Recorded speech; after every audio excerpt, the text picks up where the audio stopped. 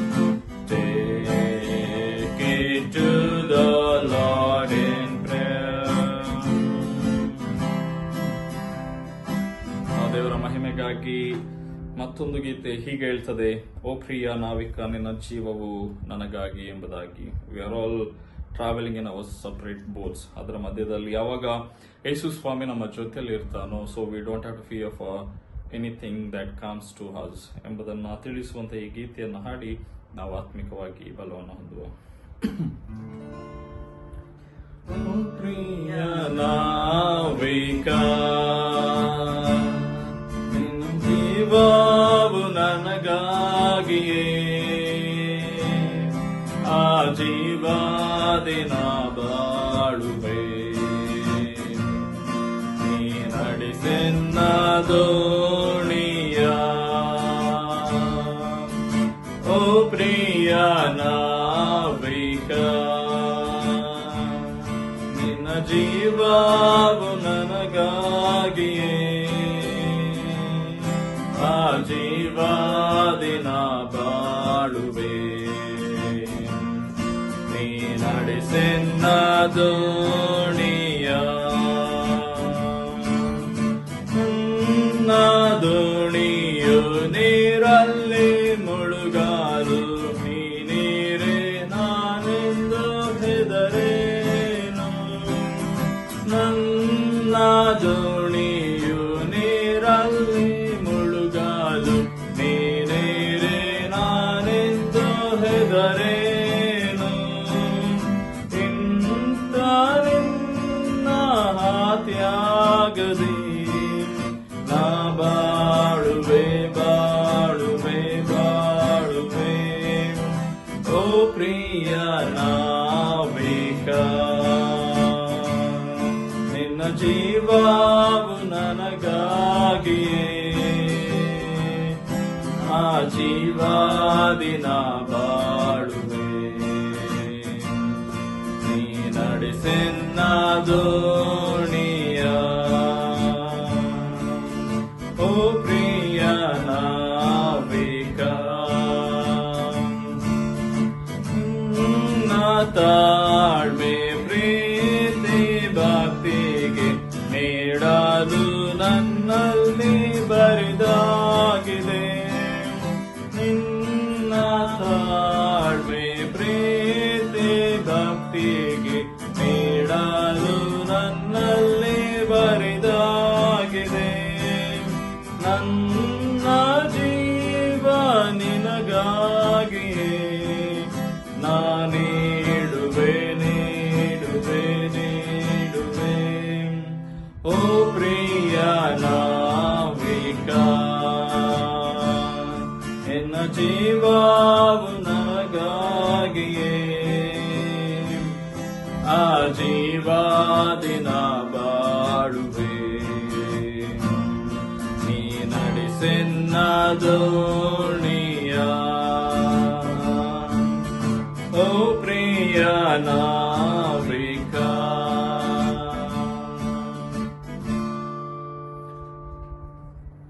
ಜೀವನದಲ್ಲಿ ಮುಂದೆ ಸಾಗಲಿಕ್ಕೆ ದೇವರ ಕೃಪೆ ದೇವರ ಪ್ರೀತಿ ಬಹಳ ಅಗತ್ಯವಾಗಿತ್ತು. ಅಂತಹ ಒಂದು ಕೃಪೆಯನ್ನ ಪ್ರೀತಿಯನ್ನ ಈ ಧರೆಗೆ ಇಂಟ್ರೊಡ್ಯೂಸ್ ಮಾಡಿದ್ದು ಯಾರಂತ ನೋಡೋದಾದ್ರೆ ಯೇಸು ಸ್ವಾಮಿ ತನ್ನ ನರನ ಅವತಾರವನ್ನು ಧರಿಸಿ ಬರುವುದರ ಮೂಲಕ ಈ ಪ್ರಪಂಚಕ್ಕೆ ಅಗತ್ಯವಾಗಿದ್ದಂತಹ ಕೃಪೆಯನ್ನ ಪ್ರೀತಿಯನ್ನ ಈ ಲೋಕಕ್ಕೆ ಪ್ರಕಟಿಸ್ತಾನೆ. ಅಂತಹ ದೇವರ ಪ್ರೀತಿ ಕೃಪೆಯನ್ನು ನಮ್ಮೆಲ್ಲರಿಗೆ ಸಾರಿ ತಿಳಿಸುವಂತಹ ಒಂದು ಹಾಡು ಸಂಪೂರ್ಣವಾದ ನಿನ್ನ ಕೃಪೆ ಶಾಶ್ವತವಾದ ನಿನ್ನ ಕೃಪೆ ಈ ಗೀತೆಯನ್ನ ನಾವು ಒಟ್ಟಾಗಿ ರಾಗ ಮಾಡುವ. ಸಂಪೂರ್ಣವಾದ ನಿನ್ನ ಕೃಪೆ ಶಾಶ್ವತವಾದ ನಿನ್ನ ಕೃಪೆ ಸಂಪೂರ್ಣವಾದ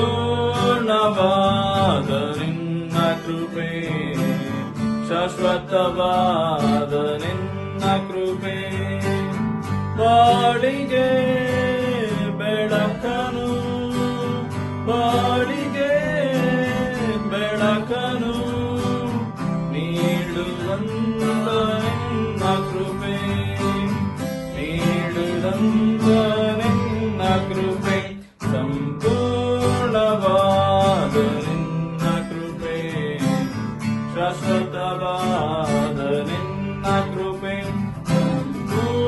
ಸಂಪೂರ್ಣವಾದ ನಿನ್ನ ಕೃಪೆ ಶಾಶ್ವತವಾದ ನಿನ್ನ ಕೃಪೆ ಪಾಪಿಗೆ ಬಿಡುಗಡೆ ನೀಡಿದಂತ ನಿನ್ನ ಕೃಪೆ ಪರಲೋಕದ ಭಾಗ್ಯವ ದಯಪಾಲಿಸಿದ ನಿನ್ನ ಕೃಪೆ ಪಾಪಿಗೆ ಬಿಡುಗಡೆ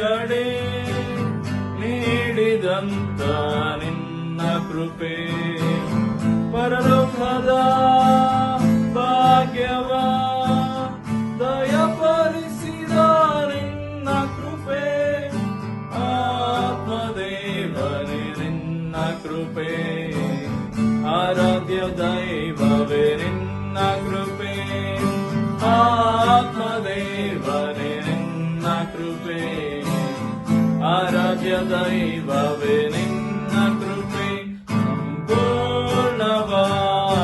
ನಿನ್ನ ಕೃಪೆ, ಶಾಶ್ವತವಾದ ನಿನ್ನ ಕೃಪೆ, ಪೂರ್ಣವಾದ ನಿನ್ನ ಕೃಪೆ, ಶಾಶ್ವತವಾದ ನಿನ್ನ ಕೃಪೆ, ಕರುಣೆಯ ತೋರಿದ ಪರಿಶುದ್ಧವಾದಂತ ನಿನ್ನ ಕೃಪೆ, ನಿತ್ಯವಾದ ಮರಣದಿಂದ ಪ್ರಪಣಿದಂತ ನಿನ್ನ ಕೃಪೆ, ಕರುಣೆಯ ತೋರಿದ ಪರಿಶುದ್ಧವಾದಂತ ನಿನ್ನ ಕೃಪೆ, ನಿತ್ಯವಾದ ಮರಣದಿಂದ ಪ್ರಪಣಿದಂತ ನಿನ್ನ ಕೃಪೆ, ಆತ್ಮದೇವನೇ ನಿನ್ನ ಕೃಪೆ, ಆರೋಗ್ಯದಾತನೇ ನಿನ್ನ ಕೃಪೆ, ಆತ್ಮದೇವನೇ ನಿನ್ನ ಕೃಪೆ, ಆರೋಗ್ಯದಾತನೇ ನಿನ್ನ ಕೃಪೆ, ಸಂಪೂರ್ಣವಾದ ನಿನ್ನ ಕೃಪೆ, ಶಾಶ್ವತವಾದ ನಿನ್ನ ಕೃಪೆ, ಸಂಪೂರ್ಣವಾದ ನಿನ್ನ ಕೃಪೆ, ಶಾಶ್ವತವಾದ ನಿನ್ನ ಕೃಪೆ, ಬಾಳಿಗೆ ಬೆಳಕನು, ಬಾಳಿಗೆ ಬೆಳಕನು ನೀಡಿದಂತ ನಿನ್ನ ಕೃಪೆ, ನೀಡಿದಂತ ನಿನ್ನ ಕೃಪೆ, ಸಂಪೂರ್ಣವಾದ ನಿನ್ನ ಕೃಪೆ, ಶಾಶ್ವತವಾದ ನಿನ್ನ ಕೃಪೆ. ನಮ್ಮ ದೇವರೇ, ನಿನ್ನ ಕುಮಾರನ ಮೂಲಕವಾಗಿ ನೀನು ಕೊಟ್ಟಂತಹ ಸಂಪೂರ್ಣವಾದಂತಹ ಶಾಶ್ವತವಾದಂತಹ ಕೃಪೆಗಾಗಿ ನಾವು ನಿನಗೆ ಸ್ತೋತ್ರ ಹೇಳ್ತೇವೆ. ನೀನು ಕೃಪಾಪೂರ್ಣನು ಕೃಪಾಭರಿತನೂ ಆದಂತಹ ದೇವರಾಗಿರುವುದಕ್ಕಾಗಿ ನಿನಗೆ ಸ್ತೋತ್ರವಾಗಲಿ. ನಿನ್ನ ಕೃಪೆಯಿಂದಲೇ ನಾವೆಲ್ಲವನ್ನು ಹೊಂದಿಕೊಂಡಿದ್ದೇವೆ, ನಿನ್ನ ಕೃಪೆಯಿಂದಲೇ ಅನುದಿನವೂ ಜೀವಿಸುವಂತವರಾಗಿದ್ದೇವೆ, ನಿನ್ನ ಕೃಪೆಯಿಂದಲೇ ನಾವು ರಕ್ಷಣೆಯನ್ನು ಹೊಂದಿದವರಾಗಿದ್ದೇವೆ ಎಂಬುದಾಗಿ ಪೌಲನು ತನ್ನ ಪತ್ರಿಕೆಗಳಲ್ಲಿ ತಿಳಿಸುವ ಹಾಗೆ ನಿನ್ನ ಕೃಪೆಯ ಮೂಲಕವಾಗಿ ನೀನು ಕೊಟ್ಟಂತ ಎಲ್ಲ ಆಶೀರ್ವಾದಗಳಿಗಾಗಿ, ರಕ್ಷಣೆಗಾಗಿ, ವಿಮೋಚನೆಗಾಗಿ, ಕೃಪೆಯ ಮೂಲಕವಾಗಿ ಮುಂದಿನ ದಿವಸಗಳಲ್ಲಿ ಅನುಗ್ರಹಿಸುವಂತ ಎಲ್ಲ ಆಶೀರ್ವಾದಗಳಿಗಾಗಿ ನಿನಗೆ ಸ್ತುತಿ ಸ್ತೋತ್ರಗಳನ್ನು ಸಮರ್ಪಿಸ್ತೇವೆ. ಸ್ವಾಮಿ, ನಿನ್ನ ಮಕ್ಕಳಾದಂತ ನಮ್ಮೆಲ್ಲರನ್ನ ಇಲ್ಲಿಯ ತನಕ ನೀನು ಕೃಪೆಯ ಮೂಲಕವಾಗಿ ತುಂಬಿಸಿ ಕಾಪಾಡಿ ಸುರಕ್ಷಿತವಾಗಿ ನಡೆಸುತ್ತಿರುವುದಕ್ಕಾಗಿ ಸ್ತೋತ್ರವಾಗಲಿ. ದೇವರೇ, ಈ ದಿವಸದ ರಾತ್ರಿಯ ವೇಳೆಯಲ್ಲಿ ನಾವು ನಿನ್ನ ಮಕ್ಕಳಾಗಿ ಆನ್ಲೈನ್ ಮೂಲಕವಾಗಿ ಸೇರಿಕೊಂಡು ಸತ್ಯವೇದದ ಕುರಿತಾಗಿ ನಿನ್ನ ವಾಕ್ಯದ ಬೆಳಕನ್ನು ಗ್ರಹಿಸಲಿಕ್ಕಾಗುವಂತೆ, ನಿನ್ನ ವಾಕ್ಯವನ್ನು ತಿಳಿದುಕೊಳ್ಳಿಕ್ಕಾಗುವಂತೆ ಸಹಾಯ ಮಾಡೋದಕ್ಕಾಗಿ ನಿನಗೆ ಸ್ತೋತ್ರ. ದೇವರೇ, ಸಂಜೆ ವೇಳೆಯಲ್ಲಿ ನಾವು ನಿನ್ನ ಪ್ರಸನ್ನತೆಯನ್ನು ಬಯಸಿ ಬಂದಿರುವಾಗ ಈ ದಿನದಲ್ಲಿ ನಮಗೆ ಕೊಟ್ಟಂತ ಎಲ್ಲ ಆಶೀರ್ವಾದಗಳನ್ನು ನೆನಪು ಮಾಡಿಕೊಳ್ತೇವೆ. ಈ ವಾರದ ಕಡೆಯ ದಿವಸಗಳ ತನಕ ನಮ್ಮನ್ನು ನಡೆಸಿ ನಮ್ಮ ಪ್ರಯಾಣಗಳಲ್ಲಿ ಜೊತೆಯಲ್ಲಿದ್ದಿ, ನಮ್ಮ ಕೆಲಸ ಕಾರ್ಯಗಳನ್ನು ಆಶೀರ್ವಾದ ಮಾಡಿದ್ದಿ, ನಮಗೆ ಹೊತ್ತೊತ್ತಿಗೆ ಆಹಾರವನ್ನು ಕೊಟ್ಟಿದ್ದಿ, ಆರೋಗ್ಯ ಭಾಗ್ಯವನ್ನು ಕೊಟ್ಟಿದ್ದಿ, ಪ್ರೀತಿ ಮಾಡುವಂತ ಕುಟುಂಬ ಸ್ನೇಹಿತರನ್ನ, ಬಂಧು ಮಿತ್ರರನ್ನ, ರಕ್ತ ಸಂಬಂಧಿಕರನ್ನ ನೀನು ಹೀಗೆ ಕೊಟ್ಟಂತ ಎಲ್ಲ ಆಶೀರ್ವಾದಗಳನ್ನ ನೆನಪು ಮಾಡಿಕೊಂಡು ಸ್ತೋತ್ರಗಳನ್ನು ಸಮರ್ಪಿಸ್ತೇವೆ. ಸ್ವಾಮಿ, ಅದೇ ಸಮಯದಲ್ಲಿ ನಾವು ಈ ಸಂದರ್ಭದಲ್ಲಿ ನಿನ್ನನ್ನು ಪ್ರಾರ್ಥಿಸುವಾಗ ನಿನ್ನ ಪ್ರಸನ್ನತೆಯನ್ನು ಕೂಡ ನಮ್ಮ ಮಧ್ಯದಲ್ಲಿ ಎದುರು ನೋಡ್ತೇವೆ. ನಿನ್ನ ಕೃಪೆ, ನಿನ್ನ ಆತ್ಮನಿಂದ ನಮ್ಮನ್ನು ತುಂಬಿಸು. ನಿನ್ನ ವಾಕ್ಯನ ಮೊಟ್ಟಿಗೆ ಮಾತನಾಡಲಿ. ನಾವು ಈ ಸಮಯವನ್ನ ವ್ಯರ್ಥವಾಗಿ ಕಳೆದುಕೊಳ್ಳದೆ ನಿನ್ನ ವಾಕ್ಯದ ಮೂಲಕವಾಗಿ ನಾವು ಮತ್ತಷ್ಟು ನಿನಗೆ ಸಮೀಪವಾದಂಥ ವ್ಯಕ್ತಿಗಳಾಗಿದ್ದುಕೊಂಡು ಮತ್ತಷ್ಟು ನಿನ್ನ ಮೆಚ್ಚುವಂತಹ ನಿನ್ನ ರಾಜ್ಯದ ಅಭಿವೃದ್ಧಿಗಾಗಿ ಶ್ರಮಿಸುವಂತ ವ್ಯಕ್ತಿಗಳಾಗ್ಲಿಕ್ಕಾಗುವಂತೆ ನಮ್ಮೆಲ್ಲರನ್ನ ಬಲಪಡಿಸಿ ಎಂಬುದಾಗಿ ಪ್ರಾರ್ಥಿಸ್ತೇವೆ. ದೇವರೇ, ಒಂದು ಸಂದರ್ಭದಲ್ಲಿ ಇಡೀ ಸೃಷ್ಟಿಯನ್ನ ನೆನಪು ಮಾಡ್ತೇವೆ. ನಿನ್ನ ಸೃಷ್ಟಿಯಲ್ಲಿ ಕೊಟ್ಟಂತ ಎಲ್ಲಾ ರೀತಿಯ ಆಶೀರ್ವಾದಗಳಿಗಾಗಿ ಸ್ತೋತ್ರ. ಆದರೆ ಅನೇಕ ಕಡೆಗಳಲ್ಲಿ ತಾಪಮಾನದ ಏರಿಳಿತದಿಂದಾಗಿ, ವಿಶೇಷವಾಗಿ ಮೆಕ್ಕದಲ್ಲಿ ಮಾತ್ರವಲ್ಲದೆ ಭಾರತ ದೇಶದ ಉತ್ತರ ಪ್ರದೇಶ, ಬಿಹಾರ್, ರಾಜಸ್ಥಾನ ಇಂತಹ ಪ್ರದೇಶಗಳಲ್ಲಿ ಅತಿಯಾದಂಥ ಬಿಸಿಲಿನ ತಾಪಮಾನದಿಂದಾಗಿ ಅನೇಕರು ತಮ್ಮ ಪ್ರಾಣವನ್ನು ದಿನನಿತ್ಯ ಕಳೆದುಕೊಳ್ಳುವಂಥದ್ದನ್ನು ನಾವು ನೋಡ್ತಾ ಇದ್ದೇವೆ. ಸ್ವಾಮಿ, ಅಂತ ಎಲ್ಲ ನಿನ್ನ ಮಕ್ಕಳ ಮೇಲೆ ದಯ ಇರಲಿ. ಯಾರ್ಯಾರು ಹೊರಗೆ ಬಿಸಿಲಿನ ಸಂದರ್ಭಗಳಲ್ಲಿ ದುಡಿಯುತ್ತಾ ಪ್ರಯಾಣದಲ್ಲಿ ತೊಡಗಿಸಿಕೊಂಡಿದ್ದಾರೋ ಅವರ ಎಲ್ಲ ಕೆಲಸ ಕಾರ್ಯಗಳಲ್ಲಿ, ಪ್ರಯಾಣಗಳಲ್ಲಿ ನೀನು ಜೊತೆಯಲ್ಲಿ ಇದ್ದುಕೊಂಡು ಕಾಪಾಡು. ಮತ್ತು ಬಿಸಿಲಿನ ತಾಪದಿಂದ ಆಗುವ ಹಾನಿಯಿಂದ ನಮ್ಮೆಲ್ಲರನ್ನ ತಪ್ಪಿಸಿ ಕಾಪಾಡಬೇಕಾಗಿ ಬೇಡಿಕೊಳ್ತೇವೆ. ಈ ಸೃಷ್ಟಿಯ ತಾಪಮಾನದಿಂದಾಗಿ ಪ್ರತಿನಿತ್ಯವೂ ಸೃಷ್ಟಿಯ ಮೇಲೆ ಆಗುತ್ತಿರುವಂತಹ ಮಾನವನ ದೌರ್ಜನ್ಯದಿಂದಾಗಿ ಸೃಷ್ಟಿಯಲ್ಲಿ ಅಸಮತೋಲನಗಳು ಎದುರಾಗುವಾಗ ನೀನ್ ಮತ್ತೆ ಮನುಷ್ಯನಲ್ಲಿ ಒಳ್ಳೆಯ ಜ್ಞಾನವನ್ನ ಕೊಟ್ಟು ಈ ಸೃಷ್ಟಿಯಲ್ಲಿ ಸಮತೋಲನವನ್ನ ಮತ್ತು ಒಳ್ಳೆಯ ವಾತಾವರಣವನ್ನ ಜೀವಿಸಲು ನಮಗೆ ಅನುಗ್ರಹಿಸಿ ಎಂಬುದಾಗಿ ಬೇಡ್ತೇವೆ. ಅದೇ ರೀತಿಯಲ್ಲಿ ಇನ್ನು ಅನೇಕ ಕಡೆಗಳಲ್ಲಿ ಕಷ್ಟ ಕಣ್ಣೀರಿನಲ್ಲಿರುವಂತಹ ಜನರು, ಬಡವರು, ರೋಗಿಗಳು ಮತ್ತು ಅನಾಥರು, ದಿಕ್ಕಿಲ್ಲದಂತವರು, ನಿರ್ಗತಿಕರು ಮತ್ತು ಸಾಮಾಜಿಕ ಸಮಸ್ಯೆಗಳು, ಅವ್ಯವಸ್ಥೆಗಳಿಗೆ ಗುರಿಯಾದಂತ ಎಲ್ಲ ಶೋಷಿತ ಬಡವರ್ಗದ ಜನರನ್ನ ಕಾಪಾಡು. ಆ ಮೂಲಕ ನೀನು ಅವರ ಜೀವನದಲ್ಲಿ ಕಾರ್ಯ ಮಾಡು, ಅವರ ಸಮಸ್ಯೆಗಳಿಂದ ಅವರಿಗೆ ಬಿಡುಗಡೆಯನ್ನು ಅನುಗ್ರಹಿಸಿ ಎಂಬುದಾಗಿ ಪ್ರಾರ್ಥನೆ ಮಾಡ್ತೇವೆ. ಸ್ವಾಮಿ, ಒಂದು ಸಂದರ್ಭದಲ್ಲಿ ನಿನ್ನ ಸೇವೆಯಲ್ಲಿ ತೊಡಗಿಸಿಕೊಂಡು ಸೇವೆಯ ನಿಮಿತ್ತವಾಗಿ ಕಷ್ಟಪಡುವಂತಹ ಮತ್ತು ಅನೇಕ ಸಮಸ್ಯೆಗಳನ್ನು ಎದುರಿಸುತ್ತಿರುವಂತಹ ಎಲ್ಲ ಸೇವಕರನ್ನ ಮತ್ತು ಸೇವಾ ಸಂಸ್ಥೆಗಳನ್ನ ನೆನಪು ಮಾಡ್ತೇವೆ. ಅವರೆಲ್ಲ ಪ್ರಯತ್ನಗಳಲ್ಲಿ ನಿನ್ನ ಜೊತೆಯಲ್ಲಿರು. ತಾವು ಮಾಡುವಂತಹ ಸೇವೆಯನ್ನ ನಿಷ್ಠೆಯಿಂದಲೂ ಪ್ರಾಮಾಣಿಕತೆಯಿಂದಲೂ ಮಾಡಿ ನಿನ್ನ ಸೇವೆಯಲ್ಲಿ ನಿನಗೆ ಮಹಿಮೆ ತರುವಂತವರಾಗಿರ್ಲಿಕ್ಕಾಗುವಂತ ಎಲ್ಲರನ್ನ ಆಶೀರ್ವಾದ ಮಾಡಿ ಎಂಬುದಾಗಿ ಬೇಡ್ತೇವೆ. ದೇವರ ಅದೇ ರೀತಿಯಲ್ಲಿ ಕ್ರಿಸ್ತವಂದನ ಕನ್ನಡ ಸಭೆ ಶಾರ್ಜಾ ಇದನ್ನ ನೆನಪು ಮಾಡ್ತೇವೆ. ಈ ಸಭೆಗಾಗಿ ಸ್ತೋತ್ರವಾಗಲಿ. ಸಭೆಯನ್ನ ಕಟ್ಟುವಲ್ಲಿ, ಬೆಳೆಸುವಲ್ಲಿ, ನಿರ್ಮಿಸುವಲ್ಲಿ ನೀನು ಇಲ್ಲಿಯ ತನಕ ಸಹಾಯ ಮಾಡೋದಕ್ಕಾಗಿ ಸ್ತೋತ್ರ. ಮುಂದಿನ ದಿವಸಗಳಲ್ಲಿ ಕೂಡ ಈ ಸಭೆಯನ್ನು ಆಶೀರ್ವಾದ ಮಾಡು. ನಿನ್ನ ಮಹಿಮೆಗಾಗಿ ರೂಪುಗೊಳ್ಳಿಕ್ಕಾಗುವಂತೆ, ನಿನ್ನ ಹೆಸರಿಗಾಗಿ, ನಿನ್ನ ರಾಜ್ಯದ ಅಭಿವೃದ್ಧಿಗಾಗಿ ಸಾಕ್ಷಿಯಾಗಿ ಉಳಿಲಿಕ್ಕಾಗುವಂತೆ ಸಭೆಯನ್ನು ಆಶೀರ್ವಾದ ಮಾಡು. ಸಭೆಯ ಜವಾಬ್ದಾರಿಯನ್ನು ಹೊತ್ತಂತೆ ಎಲ್ಲ ನಾಯಕರ ಮೇಲೆ ನಿನ್ನ ದಯೆ, ನಿನ್ನ ಆತ್ಮನ ಸುವರಗಳನ್ನು ಹೇರಳವಾಗಿ ಸುರಿಸಿ ಎಂಬುದಾಗಿ ಬೇಡ್ತೇವೆ. ಹೇಗೂ ಸಭೆಯಲ್ಲಿ ಬೇಕಾದ ಆತ್ಮಿಕ ಉಜ್ಜೀವನವನ್ನು ಉಂಟು ಮಾಡು. ಎಲ್ಲರಲ್ಲಿ ಪ್ರೀತಿ, ಅನ್ಯೋನ್ಯತೆಯ ಮನೋಭಾವನೆಯನ್ನು ಹುಟ್ಟಿಸು ಎಂಬುದಾಗಿ ಬೇಡ್ತೇವೆ. ಮಾತ್ರವಲ್ಲದೆ ಮುಂದಿನ ದಿನಗಳಲ್ಲಿ ನಾವು ಸಭೆಯ ಅಭಿವೃದ್ಧಿಗಾಗಿ ಮಾಡುವಂತ ಎಲ್ಲ ಕಾರ್ಯ ಆಲೋಚನೆಗಳಲ್ಲಿ ನಮಗೆ ಸಹಾಯ ಮಾಡು. ಹಾಗೆ ದೂರದಲ್ಲಿರುವಂತಹ ಎಲ್ಲ ನಮ್ಮ ಕುಟುಂಬದವರನ್ನು ಕಾಪಾಡು. ಅನೇಕರು ದೂರದ ಪರಿಸ್ಥಿತಿಗಳಲ್ಲಿ ಇದ್ದುಕೊಂಡು ತಮ್ಮ ಜೀವಿತವನ್ನು ನಡೆಸುವಾಗ ಅವರಿರುವಂತಹ ಪರಿಸ್ಥಿತಿಗಳಲ್ಲಿ, ಸ್ಥಳಗಳಲ್ಲಿ ನಿನಗೆ ಸಾಕ್ಷಿಯುತವಾಗಿ ಮೆಚ್ಚುಗೆಯಾದಂತಹ ರೀತಿಯಲ್ಲಿ ಉಳಿದು ನಿನ್ನ ಆಶೀರ್ವಾದಕ್ಕೆ ಪಾತ್ರರಾಗಲಿಕ್ಕಾಗುವಂತೆ ನಡೆಸು. ಸ್ವಾಮಿ, ವಿಶೇಷವಾಗಿ ಈ ದಿವಸದಲ್ಲಿ ನಮ್ಮ ಸಭೆಯಲ್ಲಿ ಜನ್ಮ ದಿವಸವನ್ನು ಆಚರಿಸಿಕೊಳ್ಳುವಂತ ಅಲೆನ್ ಅವರನ್ನು ನೆನಪು ಮಾಡ್ತೇವೆ. ಅವರ ಜೀವನಕ್ಕಾಗಿ ನಿನಗೆ ಸ್ತೋತ್ರವಾಗಲಿ. ದೇವರ ನಿನ್ನ ಕೃಪೆಯಿಂದ ಅವರನ್ನ ಹೊಸ ವರ್ಷಕ್ಕೆ ನಡೆಸೋದಕ್ಕಾಗಿ ಸ್ತೋತ್ರ. ಕಳೆದ ವರ್ಷವೆಲ್ಲ ಅವರನ್ನು ಕಾಪಾಡಿ ನಡೆಸೋದಕ್ಕಾಗಿ ಆರೋಗ್ಯ ಭಾಗ್ಯವನ್ನು ಕೊಟ್ಟು ಉದ್ಯೋಗಗಳಲ್ಲಿ, ಕುಟುಂಬ ಜೀವನಗಳಲ್ಲಿ ಆಶೀರ್ವಾದ ಮಾಡೋದಕ್ಕಾಗಿ ಸ್ತೋತ್ರ. ಕಾಲಿಡುವಂತ ಈ ಹೊಸ ವರ್ಷದಲ್ಲಿ ಕೂಡ ನೀನು ಅವರ ಜೊತೆಯಲ್ಲಿರುವ ಆರೋಗ್ಯ ಭಾಗ್ಯವನ್ನು ಕೊಡು.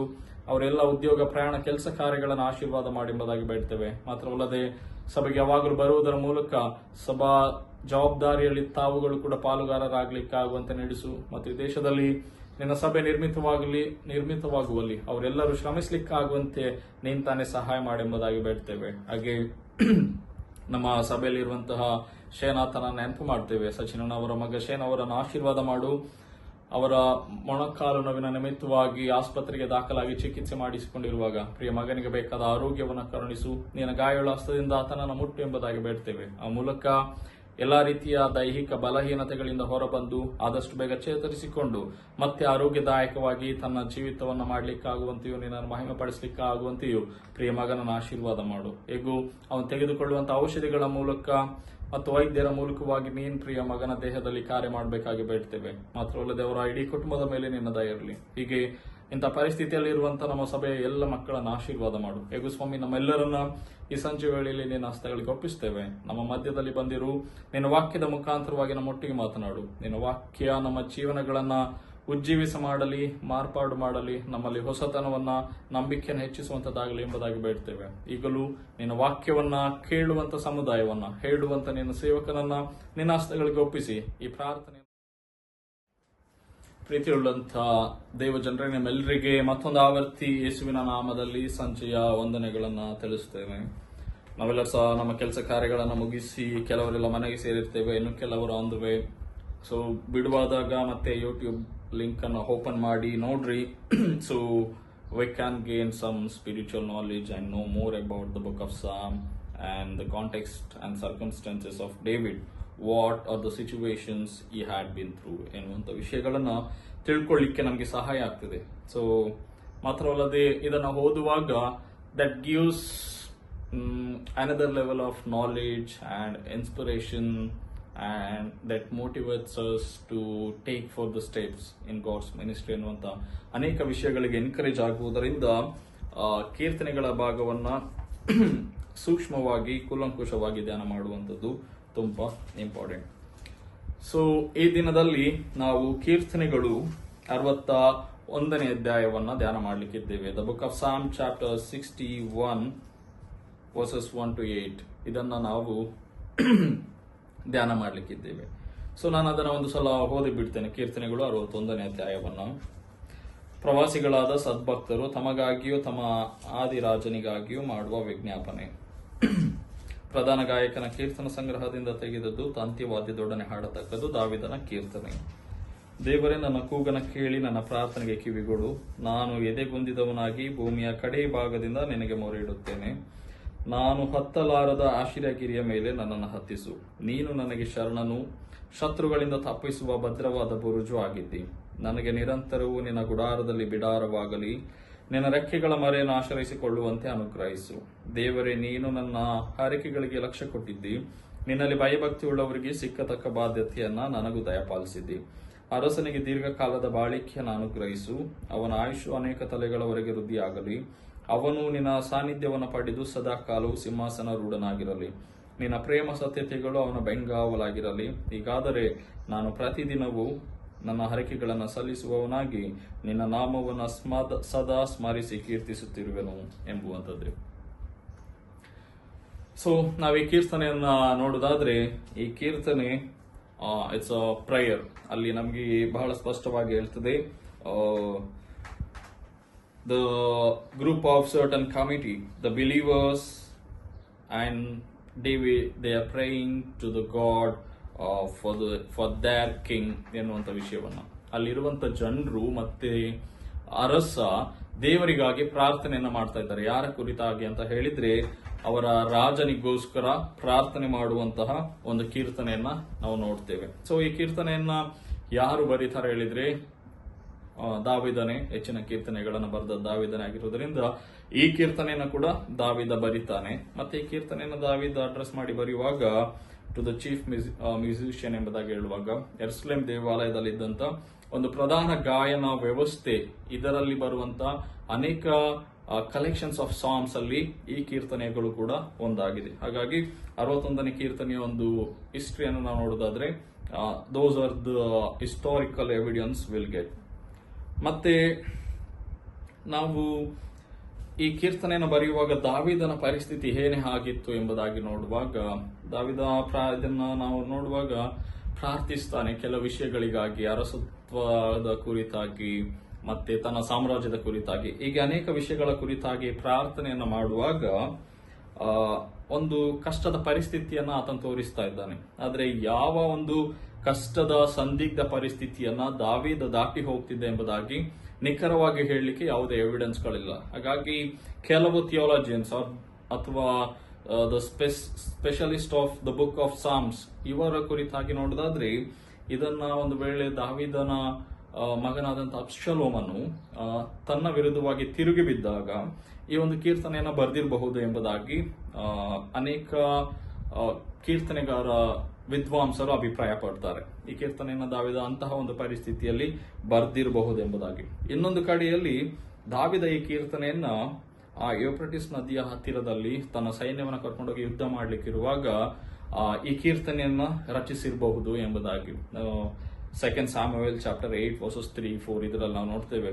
ದಾವೀದ ಮತ್ತು ಆತನ ಸೈನ್ಯ ಯೂಫ್ರಟಿಸ್ ನದಿಯ ದಡದಲ್ಲಿ ಇದ್ದುಕೊಂಡು ಅಲ್ಲಿ ಯುದ್ಧವನ್ನ ಮಾಡಲಿಕ್ಕೆ ಅವರು ಮುಂದೆ ಹೋಗುವಾಗ ದಾವೀದ ದೇವರ ಸಹಾಯವನ್ನು ಬಯಸಿ ಅಥವಾ ತನ್ನ ಅರಸತ್ವದ ಕುರಿತಾಗಿ ಅದು ಯಾವಾಗಲೂ ಶಾಶ್ವತ ಕಾಲ ಉಳಿಬೇಕೆನ್ನುವಂತ ಉದ್ದೇಶದಲ್ಲಿ ಈ ಕೀರ್ತನೆಯನ್ನ ರಚಿಸಿರಬಹುದು ಎಂಬುದಾಗಿ. ಆದ್ರೆ ಕೂಡ ಈ ಎರಡು ವಿಷಯಗಳನ್ನ ಕನ್ಸಿಡರ್ ಮಾಡಲಿಕ್ಕೆ ಅವರಿಗಿರುವಂತಹ ಒಂದು ಸ್ಟ್ರಾಂಗ್ ಎವಿಡೆನ್ಸ್ ಏನಂತ ಹೇಳಿದ್ರೆ, ಭೂಮಿಯ ಕಡೆ ಭಾಗದಿಂದ ನಿನಗೆ ಮೊರೆ ಇಡುತ್ತೇನೆ ಎಂಬುದಾಗಿ, from the edge of the world ಎನ್ನುವಂತ ರೀತಿಯಲ್ಲಿ ಮಾರ್ಜಿನ್ ಆಫ್ ದ ವರ್ಲ್ಡ್ ಎನ್ನುವಂತ ರೀತಿಯಲ್ಲಿ ಅಲ್ಲಿಂದ ಇದ್ದುಕೊಂಡು ಪ್ರಾರ್ಥನೆ ಮಾಡ್ತೇವೆ ಅನ್ನುವಂಥದ್ದು ಇದಕ್ಕೆ ಪುಷ್ಟಿಯನ್ನು ನೀಡುವಂಥದ್ದು ಅಥವಾ ಎವಿಡೆನ್ಸ್ ಎಂಬುದಾಗಿ ಹೇಳ್ಬೋದು. ಯಾಕೆಂತ ಹೇಳಿದ್ರೆ ಒಂದು ಕಡೆ ಅಬ್ಷಲೋಮನ ಕಾಲದಲ್ಲಿ ದಾವಿದನ ಆಳ್ವಿಕೆ ಅಂತ್ಯ ಆಗ್ತಿದೆ ಅನ್ನುವಂಥ ಪರಿಸ್ಥಿತಿಗೆ ಹೋಗಿರಬಹುದು.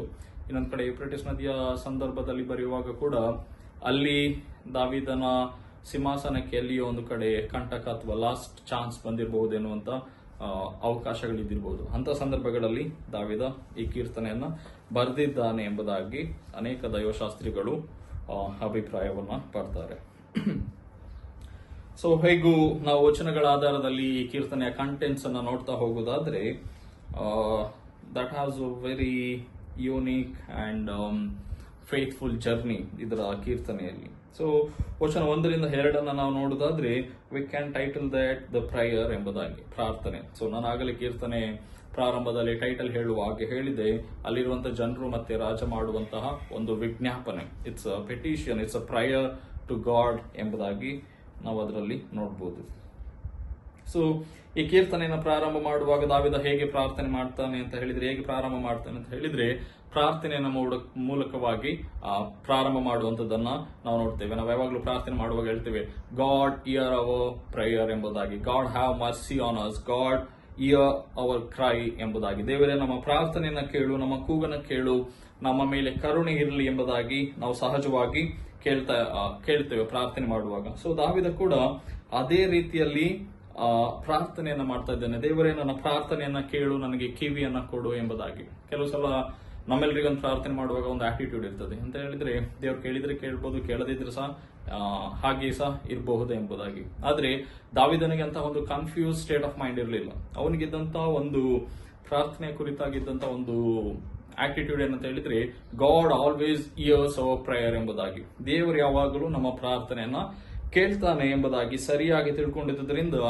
ದಾವಿದ ಯಾವಾಗಲೂ ಪ್ರಾರ್ಥನೆಯಲ್ಲಿ ಗಾಡ್ ಇಯರ್ ಅವರ್ ಪ್ರೇಯರ್ ಎಂಬುದಾಗಿ ಪ್ರಾರ್ಥನೆಗೆ ಮತ್ತು ಸಂವಹನ ಕಮ್ಯುನಿಕೇಶನ್ಗೆ ತುಂಬಾ ಇಂಪಾರ್ಟೆನ್ಸ್ ಕೊಟ್ಟು ಈ seek answers in all prayers ಎಂಬುದಾಗಿ ನೋಡಬಹುದು. ಪ್ರತಿಯೊಂದು ಪ್ರಾರ್ಥನೆಗಳಲ್ಲಿ ದಾವಿದ ಉತ್ತರಕ್ಕಾಗಿ ದೇವರಿಂದ ಸಹಾಯವನ್ನ, ಉತ್ತರವನ್ನ ಎದುರು ನೋಡ್ತಾ ಇದ್ದಾನೆ. ಅದಕ್ಕೆ ಅವನು ಹೇಳುವಂತದ್ದು, ನನಗೆ ಕಿವಿಗೊಡು, ಆನ್ಸರ್ ಮೈ ಪ್ರೇಯರ್ಸ್ ಎಂಬುದಾಗಿ. ಸೊ ನಮಗೆ ಕೂಡ ಪ್ರಾರ್ಥನೆ ಮಾಡುವಾಗ we must have that bond and relationship with God. ನಮ್ಮ ಪ್ರಾರ್ಥನೆ ಸರಿಯಾಗಿದೆಯಾ, ನಮ್ಮ ಪ್ರಾರ್ಥನೆಯಲ್ಲಿ ಒಳ್ಳೆಯ ವಿಷಯಗಳನ್ನ ಕೇಳ್ತಾ ಇದ್ದೇವಾ, are we seeking really good answers from God ಎಂಬುದಾಗಿ ನೋಡುವಾಗ then it gives proper answer at the right time. So ಇದನ್ನ ದಾವಿದ ಬರೆಯುವಾಗ ನಾವು ನೋಡ್ತೇವೆ. ಸೊ ಅಲ್ಲಿ ಮುಂದಿನ ಮಾತಿನಲ್ಲಿ ಹೇಳುವಂಥದ್ದು, ನಾನು ಎದೆಗುಂದಿದವನಾಗಿ ಭೂಮಿಯ ಕಡೆ ಭಾಗದಿಂದ ನಿನಗೆ ಮೊರೆ ಇಡ್ತೇನೆ. ಸೊ ಇದನ್ನ ನಾವು ಲಿಟ್ರಲಿ ಹಾಗೆ ತಕೊಂಡ್ರೆ, ಒಂದು ವೇಳೆ ಕಡೆ ಭಾಗದಿಂದ ಎಂಬುದಾಗಿ ನೋಡೋದಾದ್ರೆ it's not the geographically marginalise place, but ಆದ್ರೆ ಕೆಲವರ ಪ್ರಕಾರ ಇದು ವಾಗ್ದಾದ್ ದೇಶವನ್ನ, ಕಾನಾನ್ ದೇಶದಿಂದ ಅವರು ಅಥವಾ ಬೇರೆ ಪ್ರದೇಶಗಳಲ್ಲಿ ಇದ್ಕೊಂಡು, ಮಾರ್ಜಿನಲ್ಲಿ ಇದ್ಕೊಂಡು ಹೊರಗೆ ಹಾಕಲ್ಪಟ್ಟಿದ್ದಾರೆ ಎಂಬುದಾಗಿ ಅಲ್ಲ.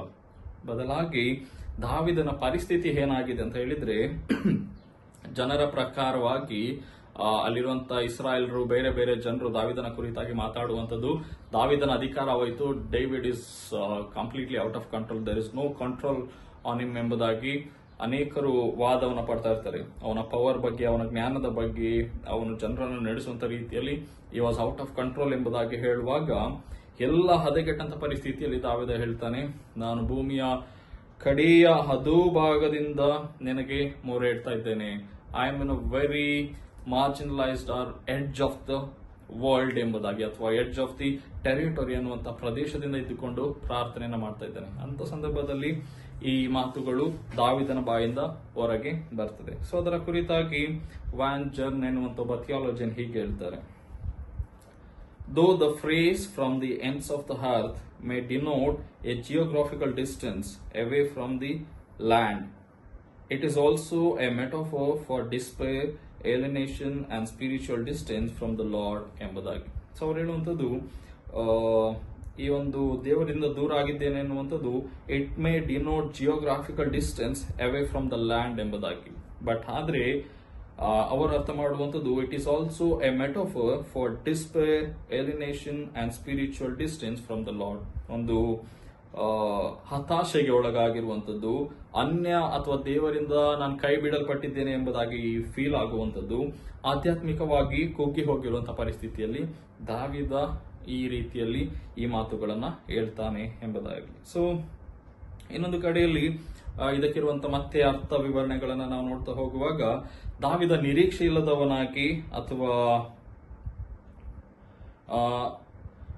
ಒಂದು ಕಡೆಯಲ್ಲಿ ಕುಗ್ಗಿ ಹೋದವನಾಗಿ ಮಾತನ್ನು ಹೇಳುವುದಿಲ್ಲ, ಬದಲಾಗಿ ದೇವರನ್ನ ಪ್ರೀತಿಸುವುದನ್ನ ದೇವರೆಂದಿಗೂ ತಿರಸ್ಕರಿಸದೆ ಎಂಥ ಪರಿಸ್ಥಿತಿಯಲ್ಲಿ ಕೂಡ ದೇವರಿಗೆ ನಾವು ಮೊರೆ ಇಡಬಹುದೆಂಬುದಾಗಿ ದಾವೀದ ಹೇಳ್ತಾನೆ. I will cry out to you God ಎಂಬುದಾಗಿ. ಎಂಥ ಪರಿಸ್ಥಿತಿಯಲ್ಲಿ ಕೂಡ ನಾವಂದ್ರೆ ಕಡೆ ಭಾಗದಿಂದ ಅಂತ ಹೇಳ್ಬೇಕಿದ್ರೆ it might be the end of the end ಅಂತ ಪರಿಸ್ಥಿತಿಯಲ್ಲಿ ಇದ್ಕೊಂಡು ದಾವೀದ ದೇವರಿಗೆ ಹೇಳುವಂಥದ್ದು, ನಾನು ನಿನಗೆ ಮೊರೆ ಇಡ್ತಾ ಇದ್ದೇನೆ, I will cry out god. ಅಂತ ಪರಿಸ್ಥಿತಿಯಲ್ಲಿ ಕೂಡ ನಿನಗೆ ಸಹಾಯ ಮಾಡ್ಬೇಕಂತ. ಕೆಲವೊಂದು ಕಡೆ ಅಂತ ಕೊನೆಯ ಪರಿಸ್ಥಿತಿಗೆ ಹೋದಾಗ ಕೆಲವರಿಗೆ ಒಂದು ಚೇಂಜ್ ಆಫ್ ಆಟಿಟ್ಯೂಡ್ ಬರ್ತದೆ. ಏನಂತ ಹೇಳಿದ್ರೆ, so God is out of control, God doesn't help in this moment ಅಂತ ಹೇಳಿ we change our faith to others gods ಎಂಬುದಾಗಿ. ಸೊ ಅಂತ ಪರಿಸ್ಥಿತಿಯಲ್ಲಿ ದಾವೀದ ಬೇರೆ ದೇವರುಗಳಿಗೆ, ಬೇರೆ ಆಮಿಷಗಳಿಗೆ, ಶೋಧನೆಗಳಿಗೆ ಒಳಗಾಗಲಿಲ್ಲ. ಬದಲಾಗಿ still he remain firm in God's faith and he continuedly seeking God's help in prayer ಎಂಬುದಾಗಿ ನೋಡಲಿಕ್ಕೆ ಸಾಧ್ಯವಾಗ್ತದೆ. ಸೊ ಮುಂದಿನ ವಚನಗಳನ್ನು ನಾವು ನೋಡ್ತಾ ಹೋಗೋದಾದ್ರೆ, ನಾನು ಹತ್ತಲಾರದ ಆಶ್ರಯಗಿರಿಯ ಮೇಲೆ ನನ್ನನ್ನ ಹತ್ತಿಸು ಎಂಬುದಾಗಿ. So he wants to be in the higher places ದಾವೀದ.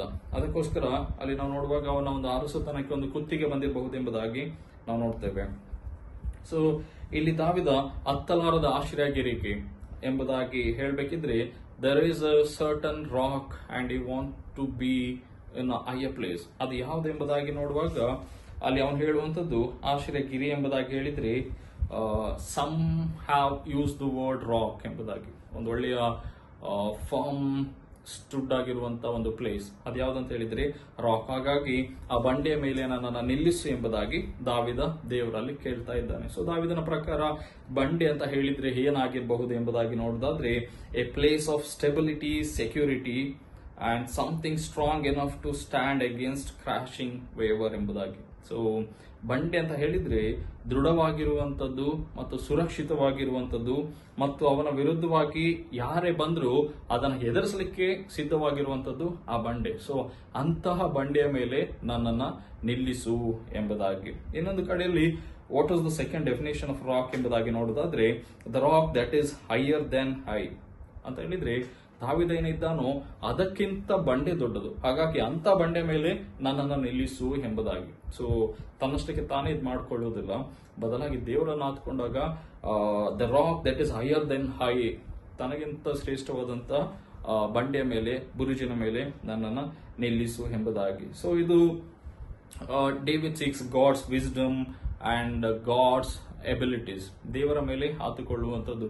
I want God's wisdom so I can be in a higher place. ನಾವು ಯಾವಾಗ ದೇವರ ಜ್ಞಾನವನ್ನು, ದೇವರ ಸಾಮರ್ಥ್ಯವನ್ನು ಹೊಂದ್ಕೊಳ್ತೀವೋ, so we will get all those things. ಮೂರನೇದಾಗಿ ದಾವೀದನಿಗಿದ್ದಂತಹ ಒಂದು ಅರ್ಥ ಏನಂತ ಹೇಳಿದ್ರೆ, ರಾಕ್ ಅಂತ ಹೇಳಿದ್ರೆ,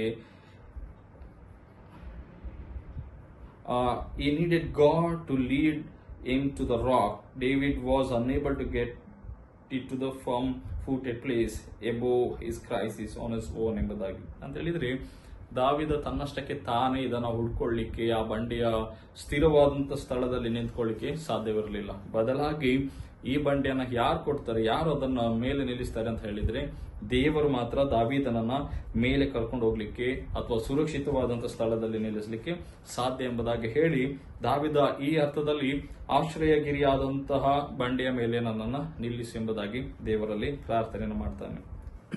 ಸೊ ನಾವು ಮುಂದೆ ಹೋಗಿ ನೋಡುವುದಾದ್ರೆ, ಹತ್ತಿಸಿ ಎಂಬುದಾಗಿ ಹೇಳಿದ ಮೇಲೆ 3ನೇ ವಚನದಲ್ಲಿ ದಾವೀದ ಹೇಳ್ತಾನೆ, ನೀನು ನನಗೆ ಶರಣನು, ಶತ್ರುಗಳಿಂದ ತಪ್ಪಿಸುವ ಭದ್ರವಾದ ಬುರುಜು ಆಗಿದ್ದಿ ಎಂಬುದಾಗಿ. ಸೊ ಒಂದು ಕಡೆ we can see that David was completely dismayed and he was having so many problems. But ಆದ್ರೆ ಯಾವ ಪ್ರಾಬ್ಲಮ್ ಅಂತ ನಮಗೆ ಗೊತ್ತಿಲ್ಲ. ಸೊ ದಾವೀದ ಅಂತ ಹೇಳಿದ್ರೆ ನಮಗೆ ಯಾವಾಗ್ಲೂ ನೆನಪಾಗುವಂಥದ್ದು ಈ ವಾಸ್ ಅ ಕಿಂಗ್ ಅಂಡ್ ಈ ruled and he had all the facilities and privileges, so I was enjoying his life ಎಂಬುದಾಗಿ. ಆದರೆ ದಾವಿದ ಕೀರ್ತನೆಗಳಲ್ಲಿ ಬಹಳ ಸ್ಪಷ್ಟವಾಗಿ ತೋರಿಸುತ್ತದೆ I was not so happy as we think ಎಂಬುದಾಗಿ. ಅವನಿಗೆ ಕೂಡ ಅವನದೇ ಆದಂತ ಅನೇಕ ಸವಾಲುಗಳಿದ್ವು. ಅದನ್ನ ಇಲ್ಲಿ ಅವನು ತನ್ನ ಅರಸುತನದ ಪರಿಸ್ಥಿತಿಗಳಲ್ಲಿ ಕೂಡ ಅನುಭವ ಮಾಡ್ತಾನೆ. ನೀನ್ ನನಗೆ ಶರಣನು, ಶತ್ರುಗಳಿಂದ ತಪ್ಪಿಸುವ ಭದ್ರವಾದಂತ ಬುರುಜು ಆಗಿದ್ದೆ ಎಂಬುದಾಗಿ. ಸೊ ಒಂದು ಕಡೆ ಅರಸ ಆದ್ರೆ ಕೂಡ ಅವನ ದೇವರನ್ನ ಅಲ್ಲಿ ಮರೀಲಿಲ್ಲ. ಮತ್ತೆ ಇನ್ನೊಂದು ಕಡೆ ಅವನು ಯಾವಾಗಲೂ ಕೀರ್ತನೆ ಬರೆಯುವಾಗ the act of God and God salvation moments he never limited or taken as it's granted. ಇದನ್ನ ಒಂದು ಕಾಲಕ್ಕೆ ಸೀಮಿತ ಮಾಡಲಿಲ್ಲ. ಕಷ್ಟದಲ್ಲಿದ್ದಾಗ ದೇವರು ಬೇಕಾಯಿತು, ಸೊ ಈಗ ಸುಖಕ್ಕೆ ಬಂದಿದ್ದೇನೆ, ಅಲ್ಲಿ ದೇವರು ಬೇಡ ಎಂಬುದಾಗಿ ಹೇಳಲಿಲ್ಲ. ಅವನು ಅಲ್ಲಿಗೆ ಬಂದಾಗ ಕೂಡ ದಾವೀದನಿಗೆ ಅದೇ ಒಂದು ಆಟಿಟ್ಯೂಡ್ ಇತ್ತು. ಏನಂತ ಹೇಳಿದ್ರೆ, ನೀನೇ ನನ್ನ ಶರಣನು, ಬಂಡೆಯು, ಕೋಟೆಯು ಎಂಬುದಾಗಿ ಅನೇಕ ಕಡೆಗಳಲ್ಲಿ ಹೇಳುವ ಹಾಗೆ ಇಲ್ಲಿ ಕೂಡ ದಾವೀದ ದೇವರ ಕುರಿತಾಗಿ ತಿಳಿಸುವಂತದ್ದನ್ನ ನಾವು ನೋಡ್ತೇವೆ. ಸೊ ಬಂಡೆ ಎಂಬುದಾಗಿ ಹೇಳ್ಬೇಕಿದ್ರೆ ಅಥವಾ ರಾಕ್ ಎಂಬುದಾಗಿ ಹೇಳ್ಬೇಕಿದ್ರೆ ದಾವೀದನಿಗೆ ಅನೇಕ ಕಡೆಗಳಲ್ಲಿ ಅದು ಯೂಸ್ ಆಗ್ತದೆ. ಹೇಗೆ ಅಂತ ಹೇಳಿದ್ರೆ, ಅವನು ಕಾಡಿನಲ್ಲಿ ಅಲಿಯುವಾಗ ಸೌಲನಿಂದ ಆಗಿರಬಹುದು, ಅಥವಾ ಯೋಧ ಕಾಡಿನಲ್ಲಿ ಅಲಿಯುವಾಗ ದಾವೀದ ಹೆಚ್ಚಾಗಿ ಎಲ್ಲಿ ಇರ್ತದೆ ಹೇಳಿದ್ರೆ ಬಂಡೆಯಲ್ಲಿ, ಗುಹೆಗಳಲ್ಲಿ ಅವಸಿಕೊಳ್ಳುವಂಥದ್ದು, ಗುಡ್ಡದ ಮೇಲೆ ನಿಂತ್ಕೊಂಡು, ಬಂಡೆ ಮೇಲೆ ನಿಂತ್ಕೊಂಡು ಶತ್ರುಗಳನ್ನ ನೋಡುವಂಥದ್ದು, ಅವರ ಕುರಿತಾಗಿ ತಿಳ್ಕೊಳ್ಳುವಂಥದ್ದು, ಅವರ ಮೂವ್ ಏನಕ್ಕೆ ಹೇಗೆ ಉಂಟಂತ. ಸೊ ಹೀಗಾಗಿ ದಾವೀದನಿಗೆ ಅದೊಂದು ವೆರಿ ಕಂಫರ್ಟಬಲ್ ಪ್ಲೇಸ್ ಆಗಿತ್ತು, ಅಥವಾ very safe and authoritative place ಎಂಬುದಾಗಿ. ಅದಕ್ಕೋಸ್ಕರ ದಾವೀದ ಆ ಬಂಡೆಯ ಮೇಲೆ ನನ್ನನ್ನು ನಿಲ್ಲಿಸು ಎಂಬುದಾಗಿ ಕೇಳ್ತಾನೆ. ಸೊ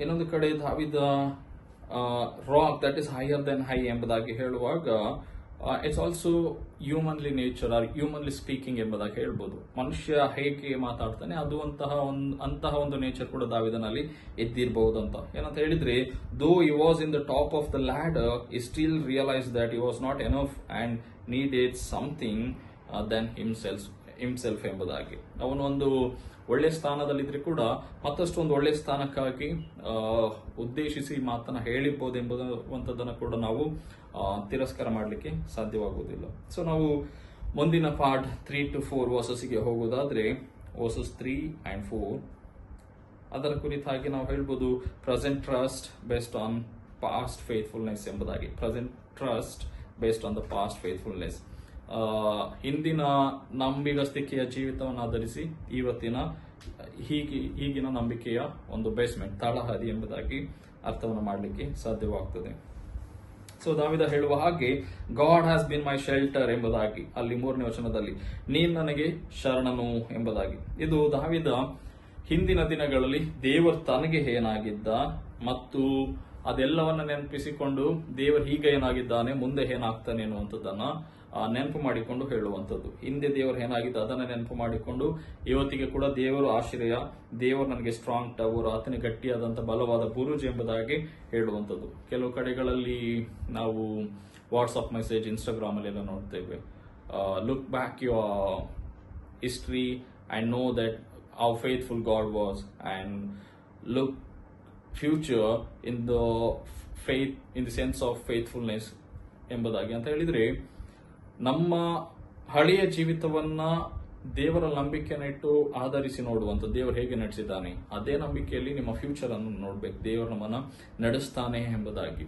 ಅಂದ್ರೆ ನಮ್ಗೆ ಕೆಲವೊಂದ್ಸಲ ಒಂದು ಇದು ಬರ್ತದೆ, ಹಳೆದೆಲ್ಲ ಇರುವಾಗ ದೇವರು ನಡೆಸಿದ್ದಾನೆ, ಅವಾಗ ಏನ್ ಪ್ರಾರ್ಥನೆ ಮಾಡಿದ್ದೇವೆಲ್ಲ ಕೊಟ್ಟಿದ್ದಾನೆ. ಅದೇ ಹೊಸತಕ್ಕೆ ಹೋಗುವಾಗ we will lose hour faith, ನಂಬಿಕೆ ಹಾಳಾಡ್ತದೆ. ಸೊ ಅಂತ ಒಂದು ವ್ಯಕ್ತಿತ್ವವನ್ನ ದಾವೀದನಲ್ಲಿ ಕಾಣುವುದಿಲ್ಲ. David maintained the same faith and is spiritual discipline ಎಂಬುದಾಗಿ ಕೂಡ ತಿಳ್ಕೊಳ್ಳಿಕ್ಕೆ ಸಾಧ್ಯ. ಸೊ ಮುಂದೆ ಹೇಳುವಂಥದ್ದು, ನನಗೆ ನಿರಂತರವೂ ನಿನ್ನ ಗುಡಾರದಲ್ಲಿ ಬಿಡಾರವಾಗಲಿ. So David wants to reside in God's tabernacle, God's tent ಎಂಬುದಾಗಿ. ಇಲ್ಲಿ ನಿರಂತರವೂ ನಿನ್ನ ಗುಡಾರದಲ್ಲಿ ಬಿಡಾರವಾಗಲಿ ಎಂಬುದಾಗಿ ಹೇಳುವಾಗ, ಟೆಬರ್ನಿಕಲ್ 2 ರೀತಿಯ ಅರ್ಥವನ್ನ ದಾವೀದನ ಕಾಲದಲ್ಲಿ ಇದ್ದದನ್ನ ನಾವು ತಿಳ್ಕೊಳ್ಬಹುದು. ಏನೆಲ್ಲ ಒಂದು ಕಾರಣ ಅಂತ ಹೇಳಿದ್ರೆ, ಅವತ್ತು ಟೆಬರ್ನಿಕಲ್ ಅಂತ ಹೇಳಿದ್ರೆ it's a place for the very travellers, the place where protection and hospitality are given to the honour guest ಎಂಬುದಾಗಿ. ಅವತ್ತು ಬಿಡಾರ ಅಥವಾ ಗುಡಾರ ಎಂಬುದಾಗಿ ಹೇಳುವುದಾದ್ರೆ ಅದು ದಣಿದಂತಹ ಒಬ್ಬ ಟ್ರಾವೆಲರ್ನವರಿಗೆ ಜರ್ನಿ ಮಾಡುವಂತವರಿಗೆ it's a place where protection and hospitality are given ಎಂಬುದಾಗಿ. ಅಲ್ಲಿ ಅವರಿಗೆ ರಕ್ಷಣೆ ಮತ್ತು ಆತಿಥ್ಯ ಸತ್ಕಾರವನ್ನು ಕೊಡ್ತಾ ಇತ್ತು, ಮತ್ತೆ ಅವರನ್ನು ಅತಿಥಿಗಳನ್ನಾಗಿ ಗೌರವಿಸಲಾಗಿತ್ತು. ಹಾಗಾಗಿ ಇದೊಂದು ಇಟ್ಸ್ ಅ ಪ್ಲೇಸ್ ಆಫ್ ಟೆಬರ್ನಿಕಲ್ ಅಥವಾ ಗಾಡ್ಸ್ ಪ್ಲೇಸ್ ಎಂಬುದಾಗಿ ಕೂಡ ಹೇಳ್ಬೋದು. ಇನ್ನೊಂದು ಅರ್ಥ ಆವತ್ತಿನ ದಿನದಲ್ಲಿ ಟೆಬರ್ನಿಕಲ್ ಅಂತ ಹೇಳಿದ್ರೆ the tent of God, the tabernacle of meeting with God and central of Israelite sacrifice and worship ಎಂಬುದಾಗಿ. Tabernacle was the place where God and human come together and meet each other ಎನ್ನುವಂತ ಒಂದು ಅರ್ಥ ಅವತ್ತಿಗಿದ್ರೆ. And the another definition is Israelites place for sacrifice and worship ಎನ್ನುವಂತ ಒಂದು ಅರ್ಥ ಇತ್ತು. So ದಾವಿದ ಈ ಪ್ಲೇಸ್, ಇಂಥ ಸ್ಥಳದಲ್ಲಿ ನಾನು ಉಳಿದುಕೊಳ್ಳಬೇಕು, ನನಗೆ ನಿರಂತರವೂ ನಿನ್ನ ಗುಡಾರದಲ್ಲಿ ಬಿಡಾರವಾಗಲಿ ಎಂಬುದಾಗಿ ಪ್ರಾರ್ಥನೆ ಮಾಡುವಂತದ್ದನ್ನ ನೆನಪಿಸ್ತದೆ. ಅಂತ ಹೇಳಿದ್ರೆ ಇನ್ನೊಂದು ಕಡೆ it also takes us back to the history of Israelites where they were journeyed for 40 years. ಅಲ್ಲಿ ಅವರಿಗೆ ಹೇಗೆ ದೇವರ ಪ್ರಸನ್ನತೆ ಅವರ ಮಧ್ಯದಲ್ಲಿ ಇತ್ತು ಅಂತ ಹೇಳಿದ್ರೆ ಥ್ರೂ ಗಾಡ್ಸ್ ಟೆಬರ್ನಿಕಲ್, ದೇವರ ಮಂಜುಷ ಅವರ ಜೊತೆಯಲ್ಲಿ ಇದ್ದಿದ್ರಿಂದ ಆ ಜರ್ನಿಯಲ್ಲಿ ಕೂಡ they were able to experience God's presence in their midst. So ಇದು ದಾವಿದ ದೇವರಲ್ಲಿ ಬೇಡಿಕೊಳ್ಳುವಂಥದ್ದು. ಮುಂದೆ ಹೇಳುವಂಥದ್ದು, ನಿನ್ನ ರೆಕ್ಕೆಗಳ ಮರೆಯನ್ನ ಆಶ್ರಯಿಸಿಕೊಳ್ಳುವಂತೆ ಅನುಗ್ರಹಿಸು ಎಂಬುದಾಗಿ. ಸೊ ರೆಕ್ಕೆಗಳ ಕುರಿತಾಗಿ ನಾವು ಇಂದಿನ ಕೀರ್ತನೆಗಳಲ್ಲಿ ಕೂಡ ನೋಡಿದ್ದೇವೆ. ಸೊ ರೆಕ್ಕೆ ಅಂತ ಹೇಳಿದ್ರೆ I will trust in the shelter of your wings ಎಂಬುದಾಗಿ ಇಂಗ್ಲಿಷ್ ಅಲ್ಲಿ ಟ್ರಾನ್ಸ್ಲೇಟ್ ಮಾಡಲಾಗ್ತದೆ. ಆ ಒಂದು ರೆಕ್ಕೆ ನಮಗೆ ಹೇಗೆ ಒಂದು ತಾಯಿ ಪಕ್ಷಿ ತನ್ನ ಮರಿಗಳಿಗೆ ರಕ್ಷಣೆಯನ್ನ ಕೊಡ್ತದೆ, it feels very secure, safe ಅನ್ನುವಂತ ಒಂದು ಅರ್ಥವನ್ನ ಕೊಟ್ರೆ ವಾಮ್ ಎಲ್ಲ ಕೂಡ ಇರ್ತದೆ ಅದರಲ್ಲಿ. ಇನ್ನೊಂದು ಅರ್ಥದಲ್ಲಿ ಅದು it gives the design of inside the tabernacle. ಅದು ಹೇಗೆ ಮಂಜೂಷದ ಒಳಗಡೆ ಅಥವಾ ದೇವರ ಬಿಡಾರದಲ್ಲಿ ಡಿಸೈನ್ಗಳಿದ್ವು, ಅದರ ಒಂದು ಆರ್ಟಿಕಲ್ಚರ್ ಅನ್ನ, ಹ್ಯಾಂಡಿಕಲ್ಚರ್ ಅನ್ನು ಅರ್ಥ ಮಾಡಿಕೊಳ್ಳಿಕ್ಕೆ ನಮಗೆ ತಿಳಿಸ್ತದೆ. It includes the design and cherubim and the inner wings ಎಂಬುದಾಗಿ. ಅದು ಡಿಸೈನ್ ಎನ್ನುವಂತಹ ಮಾತ್ರವಲ್ಲದೆ ಒಳಗಿನ ಸೌಂದರ್ಯವನ್ನು ತಿಳ್ಕೊಳ್ಳಿಕ್ಕೆ ಸಾಧ್ಯವಾಗ್ತದೆ. We always look at the outer appearance and we come to some understanding, but it's also important to get into the wings and know the feelings and the design that is inside the wings ಎನ್ನುವಂಥದ್ದನ್ನು ಕೂಡ ತಿಳ್ಕೊಳ್ಬೇಕೆಂಬುದಾಗಿ ನಾವು ಕೀರ್ತನೆಗಳು ಅಥವಾ ದಾವಿದನ ಮಾತುಗಳಲ್ಲಿ ದಾವಿದನಿಗೆ ಇದ್ದಂತ ಅರ್ಥವನ್ನ ತಿಳ್ಕೊಳ್ಳಿಕ್ಕೆ ಸಾಧ್ಯವಾಗ್ತದೆ. ಸೊ ನಾವು ಮುಂದಿನ ಮಾತಿಗೆ ಹೋಗೋದಕ್ಕಿಂತ ಮುಂಚೆ ಅಲ್ಲಿ ಸೇಲ್ ಎನ್ನುವಂತ ಒಂದು ವರ್ಡ್ ಕೊಡಲ್ಪಟ್ಟಿದೆ. So Selah means as usual it's a pause to examine and evaluate what had been through so far ಎನ್ನುವಂಥದ್ದು. ಇಲ್ಲಿಯ ತನಕ ನಾವು ಯಾವುದನ್ನೆಲ್ಲ ಕೇಳಿಸ್ಕೊಂಡು ಬಂದೆವು ಅದನ್ನ ಒಂದ್ಸಲ ಪಾಸ್ ಮಾಡಿ ವಿ ಹ್ಯಾವ್ ಟು ರಿಕಲೆಕ್ಟ್. ಅದರಲ್ಲಿ ದಾವಿದ ಹೇಗೆ ಪ್ರಾರ್ಥನೆ ಮಾಡಿ ದೇವರ ಬಂಡೆ ಅದರ ಮೇಲೆ ನನ್ನನ್ನು ನಿಲ್ಲಿಸಿ ಎಂಬುದಾಗಿ ಕೇಳಿಕೊಳ್ತಾನೋ, ಮಾತ್ರವಲ್ಲದೆ when you look back is history how faithful God was and in the same faith he trusted God for his future also ಎನ್ನುವಂಥದ್ದನ್ನು. ಯಾವ ನಂಬಿಕೆ ಅವನ ಹಿಂದಿನ ಜೀವಿತದಲ್ಲಿದ್ದು ಮುಂದಿನ ಭವಿಷ್ಯತ್ತಿಗೆ ಅದು ಸಹಾಯ ಮಾಡ್ತದೋ ಅಂತಹದೇ ಒಂದು ನಂಬಿಕೆಯನ್ನ ಕಾಪಾಡಿಕೊಂಡು ಹೋಗ್ಲಿಕ್ಕೆ ದಾವಿದ ದೇವರಲ್ಲಿ ಬೇಡುವಂಥದ್ದನ್ನ ನಾವು ನೋಡ್ತೇವೆ. ಸೊ ಮುಂದಿನ ವಚನಗಳಿಗೆ ನಾವು ಹೋಗುವುದಾದ್ರೆ verses from 5 to 7. The answer to the prayer ಎಂಬುದಾಗಿ, the answers to the prayer ಎಂಬುದಾಗಿ ದಾವಿದ 5 ರಿಂದ 7 ವಚನಗಳನ್ನ ಬರೆಯುವಾಗ we can title and we can have a simplified answer for this is the answered prayers ಎಂಬುದಾಗಿ. ಒಂದ್ ಕಡೆ ವಚನವನ್ನ ಪ್ರಾರಂಭ ಮಾಡುವಾಗ Davida God hear our prayer, God listen to my prayer ಎಂಬುದಾಗಿ ಪ್ರಾರ್ಥನೆಯನ್ನು ಮಾಡ್ತಾ ಇದ್ದ. 5ನೇ ವಚನಕ್ಕೆ ಬರುವಾಗ he started to receive the answers to all his prayers ಎಂಬುದಾಗಿ. ಅಲ್ಲಿ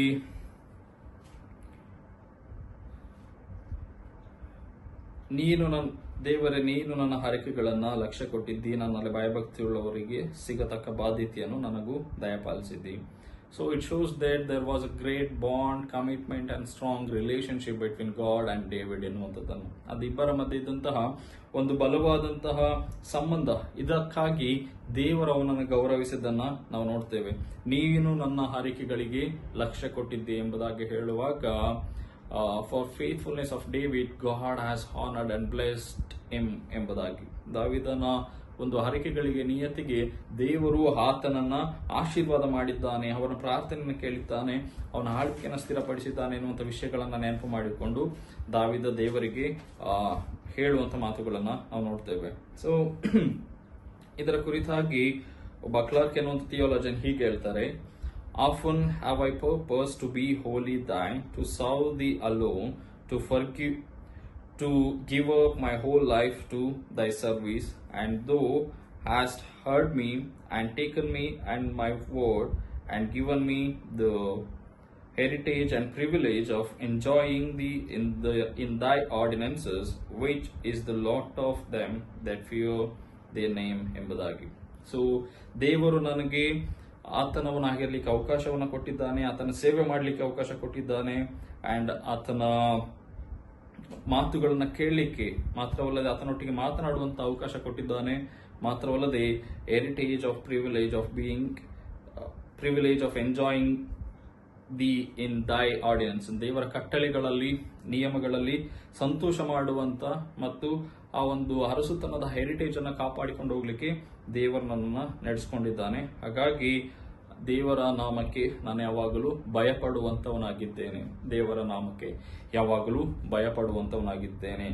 ದ್ಯಾಟ್ ಫಿಯರ್ ದೈ ನೇಮ್ ಎಂಬುದಾಗಿ, ದೇವರ ನಾಮಕ್ಕೆ ಭಯಪಡ್ತೇನೆ ಎಂಬುದಾಗಿ ದಾವಿದ ತಿಳ್ಕೊಂಡಿದ್ದೆ ಎಂಬುದಾಗಿ ಕ್ಲಾರ್ಕ್ ಎನ್ನುವಂತ ಒಬ್ಬ ಥಿಯಾಲಜಿಯನ್ ಹೀಗೆ ಅರ್ಥವನ್ನ ಮಾಡ್ತಾರೆ. ಸೊ ಹೀಗೆ ನಾವು ಮುಂದೆ ನೋಡ್ತಾ ಹೋಗೋದಾದ್ರೆ ದೇವರ ಆಶೀರ್ವಾದವನ್ನ, ದೇವರ ಕಾರ್ಯಗಳನ್ನ ದಾವಿದ ಯಾವಾಗಲೂ ದೇವರಲ್ಲಿ ನಿರೀಕ್ಷಿಸಿಕೊಂಡಿದ್ದ. ಕೇವಲ ಅದನ್ನ ತನಗೆ ಮಾತ್ರ ಅನ್ಕೊಂಡಿರ್ಲಿಲ್ಲ, ಬದಲಾಗಿ ಅವನ ಇಡೀ ಆಸ್ಥಾನದ ಮೇಲೆ, ಜನರ ಮೇಲೆ ದೇವರ ಆಶೀರ್ವಾದ ಬೇಕು ಎಂಬುದಾಗಿ ಅವನು ತಿಳ್ಕೊಂಡಿದ್ದ. ಅದು ಕೇವಲ ದಾವಿದನ ದೊಡ್ಡತನ ಮಾತ್ರವಲ್ಲ, ಬದಲಾಗಿ it's also goodness and greatness of god. ದೇವರು ತನ್ನ ನಿಯಮವನ್ನ ಯಾರು ಒಳ್ಳೆ ರೀತಿಯಲ್ಲಿ ಪಾಲನೆ ಮಾಡ್ತಾರೋ ಅಂತವರ ಪರವಾಗಿ ಯಾವಾಗಲೂ ನಿಂತ್ಕೊಳ್ತಾನೆ ದೇವರು. ಸೊ ಯಾರು ದೇವರಿಗೆ ಒಬಿಡಿಯಂಟ್ ಆಗಿರ್ತಾರೋ, God stood with them and granted all his blessings. ಅದು ದೇವರ ದೊಡ್ಡತನವನ್ನ, ಕಾರ್ಯವನ್ನ ನಮಗೆ ತಿಳಿಸ್ತದೆ. ಸೊ ಮುಂದಿನ ಮಾತುಗಳಲ್ಲಿ ಹೇಳುವಂಥದ್ದು, ನಿನ್ನಲ್ಲಿ ಭಯಭಕ್ತಿ ಉಳ್ಳವರಿಗೆ ಸಿಕ್ಕತಕ್ಕ ಬಾಧ್ಯತೆಯನ್ನು ದಯಪಾಲಿಸು ಎಂಬುದಾಗಿ. ಸೊ ದಾವಿದನ ಆ ಅರಸುತನ, ಸಿಂಹಾಸನ ಒಂದು ಕಾಲಕ್ಕೆ ಅದು ಸೀಮಿತವಾಗಿರಲಿಲ್ಲ, ಬದಲಾಗಿ ಅಥವಾ ಒಂದು ಕಾಲಕ್ಕೆ ನಶಿಸಿ ಹೋಗುವಂಥದ್ದು ಕೂಡ ಆಗಿರಲಿಲ್ಲ. ಒಂದು ಕಾಲದಿಂದ ಇನ್ನೊಂದು ಕಾಲದ ತನಕ್ಕೆ ಹೋಗ್ಬೇಕು, ಶಾಶ್ವತವಾಗಿ ಉಳಿಬೇಕೆನ್ನುವಂಥದ್ದು ದಾವಿದನ ಒಂದು ಆಶೆ ಆಗಿತ್ತು. ಯಾಕೆಂತ ಹೇಳಿದ್ರೆ ನಾವು ನೋಡ್ತೇವೆ ಸೌಲನ ಕಾಲದಲ್ಲಿ ದಾವಿದ್ ಅವನ ಅರಸುತನ it's ended as he ended. ಅವನ ಲೈಫ್ ಅನ್ನ ಎಂಡ್ ಮಾಡಿದ ತಕ್ಷಣ ಸೌಲನ ಆಳ್ವಿಕೆ ಅಲ್ಲಿಗೆ ಮುಗಿಯುತ್ತದೆ. ಆದ್ರೆ ದಾವಿದನ ಆಳ್ವಿಕೆ it continues for the generation ಎಂಬುದಾಗಿ. ಸೊ ಸ್ಪೆಷಲಿ ಎಲ್ಲಿ ತನಕ ಕಂಟಿನ್ಯೂ ಆಗ್ತದೆ ಹೇಳಿದ್ರೆ, through Christ it also established in present world ಎನ್ನುವಂಥದ್ದನ್ನು ಕೂಡ ನಮಗೆ ತಿಳಿಸ್ತದೆ. ಅಂತ ಒಂದು ಆಲೋಚನೆಯಲ್ಲಿ ಅಥವಾ ಅಷ್ಟು ಭಯಭಕ್ತಿ ಉಳ್ಳವನಾಗಿ ದಾವಿದ ಈ ಮಾತುಗಳನ್ನ ಹೇಳ್ತಾನೆ. ಸೊ ಮುಂದಿನ ಮಾತುಗಳಲ್ಲಿ ಹೇಳುವಂಥದ್ದು, ಸಿಗತಕ್ಕ ಬಾಧ್ಯತೆಯನ್ನು ಅನುಗ್ರಹಿಸು, ದೀರ್ಘಕಾಲದ ಬಾಳಿಕೆಯನ್ನು ಅನುಗ್ರಹಿಸು, ಅವರ ಆಯುಷ್ಯು ಅನೇಕ ತಲೆಗಳವರೆಗೆ ವೃದ್ಧಿಯಾಗಲಿ, ಅವರ ಸಾನ್ನಿಧ್ಯವನ್ನು ಪಡೆದು ಸದಾಕಾಲವು ಸಿಂಹಾಸನ ರೂಢನವಾಗಿರಲಿ ಎಂಬುದಾಗಿ. ಸೊ ಇಲ್ಲಿ ದಾವಿದ ದೇವರ ಪ್ರಸನ್ನತೆಯಲ್ಲಿ ವಾಸ ಮಾಡು ಎನ್ನುವಂಥದ್ದು ಅವನಿಗೆ ಮಾತ್ರ ಸಂಬಂಧಿಸಿ ಹೇಳುವಂಥದ್ದಲ್ಲ, ಬದಲಾಗಿ ಮುಂದೆ ಬರುವಂತಹ ಎಲ್ಲ ಜನಾಂಗದವರು ಅಥವಾ ಅವನ ಅರಸರ ಮಕ್ಕಳು, ಮೊಮ್ಮಕ್ಕಳೆಲ್ಲರೂ ಕೂಡ ಆ ಒಂದು ಕಾರ್ಯವನ್ನ, ದೇವರ ಭಯಭಕ್ತಿಯನ್ನ ಮಾತ್ರವಲ್ಲದೆ ಸಿಂಹಾಸನವನ್ನ ಹಾಗೆ ಉಳಿಸಿಕೊಂಡು ಭಯಭಕ್ತಿಯಾಗಿ ಹೋಗ್ಬೇಕೆನ್ನುವಂತ ಮಾತುಗಳನ್ನ ದಾವಿದ ಹೇಳ್ತಾನೆ. ಸೊ ಅದನ್ನ ನೆನೆಸಿ ಹೇಳುವಾಗ ನಾವು ಕ್ರಿಸ್ತನಿಂದ ಸ್ಥಾಪಿತವಾಗುವಂತಹ ಅಥವಾ ಈಗ ಸ್ಥಾಪಿತವಾಗಿದ್ದು ಮುಂದೆ ಬರಲಿಕ್ಕೆ ಇರುವಂತಹ ಕ್ರಿಸ್ತನ ರಾಜ್ಯವನ್ನು ಕೂಡ ಇದು ಸೂಚಿಸಿ ತಿಳಿಸ್ತದೆ. ಎಫೆಸರ್ 4:7-13 ತನಕ ನೋಡುವಾಗ ಅಲ್ಲಿ ಮುಂದೆ ಬರುವಂತ ಕ್ರಿಸ್ತನಿಂದ ಸ್ಥಾಪಿತವಾಗುವಂತ ದೇವರ ರಾಜ್ಯದ ಕುರಿತಾಗಿ. ಸೊ ಒಂದು ಕಡೆ ಯೇಸು ಸ್ವಾಮಿ ಎಲ್ಲಿಂದ ಯಾವ ವಂಶಾವಳಿಯಿಂದ ಬರ್ತಾನೆ ಎಂಬುದಾಗಿ ಹೇಳುವಾಗ ನಾವು ಅದು ದಾವಿದನ ವಂಶದಿಂದ ಬರುವಾಗ, so that continues David's kingdom ಅಥವಾ ದಾವಿದನ ಮೂಲಕವಾಗಿ ಕ್ರಿಸ್ತನಿಂದ ಶಾಶ್ವತವಾಗಿ ಸ್ಥಾಪಿಸಲ್ಪಡುವ ದೇವರ ರಾಜ್ಯದ ಕುರಿತಾಗಿ ನೋಡ್ತೇವೆ. 7ನೇ ವಚನ ಹೀಗೆ ಹೇಳ್ತದೆ, ಅವರು ನಿನ್ನ ಸಾನ್ನಿಧ್ಯವನ್ನು ಪಡೆದು ಸದಾಕಾಲವು ಸಿಂಹಾಸನ ರೂಢನವಾಗಿರಲಿ, ನಿನ್ನ ಪ್ರೇಮ ಸತ್ಯತೆಗಳು ಅವನ ಬೆಂಗಾವಲಾಗಿರಲಿ ಎಂಬುದಾಗಿ. ಸೊ ದಾವಿದನಿಗೆ ಅರಸ ಆಗಿದ್ರೆ ಕೂಡ ಸಾನ್ನಿಧ್ಯವನ್ನು ಪಡೆದು ಸದಾಕಾಲವು ಸಿಂಹಾಸನಾರೂಢವಾಗಿರಲಿ, ಮತ್ತೆ ಪ್ರೇಮ ಸತ್ಯತೆಗಳು ಅವನ ಬೆಂಗಾವಲಾಗಿರಲಿ. ಸೊ ದೇವರ ಪ್ರೀತಿ ಮತ್ತೆ ಸತ್ಯತೆ ಏನ್ ಬೇಕಾಗಿತ್ತು ದಾವೀದನಿಗೆ? ನಿಜವಾಗಿಯೂ ಬೇಕಾಗಿತ್ತು. ಅವನೊಬ್ಬ ಅರಸ ಆದ್ರೆ ಕೂಡ ನನಗೆ ಪ್ರೀತಿ ಬೇಡ, ಸತ್ಯ ಬೇಡ, ಅನ್ಯಾಯ ಅಸತ್ಯದಲ್ಲಿ ಸಂತೋಷ ಪಡಬಹುದಿತ್ತು. ಆದ್ರೆ ದೇವರ ಪ್ರೀತಿ, ದೇವರ ಸತ್ಯ ಅದು ತುಂಬಾ ಕ್ರೂಷಿಯಲ್ ಆಗಿತ್ತು ಎಂಬುದಾಗಿ ದಾವೀದ ತಿಳ್ಕೊಂಡು ಅದು ಯಾವಾಗಲೂ ನನ್ನ ಜೊತೆಯಲ್ಲಿ, ನನ್ನ ಬೆಂಗಾವಲಾಗಿ ಇರಲಿ ಎಂಬುದಾಗಿ ಹೇಳ್ತಾನೆ. ಸೊ ನಾವು ಅದನ್ನು ಯೇಸು ಸ್ವಾಮಿಯಲ್ಲಿ ನೋಡ್ತೇವೆ, ನಾನೇ ಸತ್ಯ ಎಂಬುದಾಗಿ. ದೇವರು ಪ್ರೀತಿ ಸ್ವರೂಪನು. ಸೊ ಎಲ್ಲ ವಿಷಯಗಳನ್ನ ದಾವೀದನ ಮಾತುಗಳು ದೇವರ ವಾಕ್ಯಕ್ಕೆ ಬಹಳ ಹತ್ತಿರವಾಗಿ ಕನೆಕ್ಟ್ ಆಗುವಂಥದ್ದನ್ನ ನಾವು ನೋಡ್ತೇವೆ. ಸೊ ಮುಂದಿನ ಕೊನೆಯ ವಚನಕ್ಕೆ ಹೋಗುವುದಾದ್ರೆ 8ನೇ ವಚನ, ಹೀಗಾದರೆ ನಾನು ಪ್ರತಿದಿನವೂ ನನ್ನ ಹರಕೆಗಳನ್ನು ಸಲ್ಲಿಸುವವನಾಗಿ ನಿನ್ನ ನಾಮವನ್ನು ಸದಾ ಸ್ಮರಿಸಿ ಕೀರ್ತಿಸುತ್ತಿರುವೆನು ಎಂಬುದಾಗಿ. ಸೊ ಒಂದು ಕಡೆ ದಾವೀದ ಕೀರ್ತನೆಯನ್ನು ಪ್ರಾರಂಭಿಸಿದಾಗ ಸ್ವಲ್ಪ ಹತಾಶನಾಗಿ ದುಃಖದಿಂದ ಪ್ರಾರಂಭಿಸಿದ. ಆದರೆ ಹೆಣ್ ಮಾಡುವಾಗ ಈ ended with praise giving and worshipping God ಎಂಬುದಾಗಿ. ಯಾಕೆ ಹೇಳಿದ್ರೆ ದಾವೀದ ಅವನು ಬರೆಯುವಾಗ ಪರಿಸ್ಥಿತಿ ಹೇಗಿತ್ತು, ಎಂಡ್ ಆಗುವಂತಹ ಪರಿಸ್ಥಿತಿಗಳಲ್ಲಿ knows that God is going to deliver them from their enemies ಎಂಬುದಾಗಿ. ಅವರ ವೈರಿಗಳಿಂದ ದೇವರು ಅವನನ್ನು ಬಿಡಿಸ್ತಾರೆ. ಮಾತ್ರವಲ್ಲದೆ ನಾನು ಪ್ರತಿದಿನವೂ ಯಾವುದನ್ನ ಕೇಳ್ಕೊಂಡು ನಾನು ದೇವರ ಮಂದಿರದಲ್ಲಿ ವಾಸ ಮಾಡಬೇಕು, ಅದನ್ನ ದೇವರು ನೆರವೇರಿಸ್ತಾನೆ. ಅದಕ್ಕೋಸ್ಕರ ನಾನು ಪ್ರತಿನಿತ್ಯ ದೇವರಿಗೆ ಸ್ತೋತ್ರವನ್ನ ಸಲ್ಲಿಸ್ತೇನೆ ಎಂಬುದಾಗಿ ಹೇಳುವಂಥದ್ದು. ಅಂದ್ರೆ ದೇವರಿಗೆ ಸ್ತೋತ್ರ ಸಲ್ಲಿಸಬೇಕಿದ್ರೆ ಈ never limited that to the certain period of season or time. ಅದಕ್ಕೆ ಆತನು ದಾವೀದ ನಿಲ್ಲಿಸುವುದಿಲ್ಲ ದೇವರಿಗೆ ಸ್ತೋತ್ರವನ್ನ ಸಲ್ಲಿಸುವಂಥದ್ದು. ದೇವರಿಗೆ ಪ್ರತಿನಿತ್ಯವೂ ಸ್ತೋತ್ರವನ್ನ ಸಲ್ಲಿಸಬೇಕಂತ.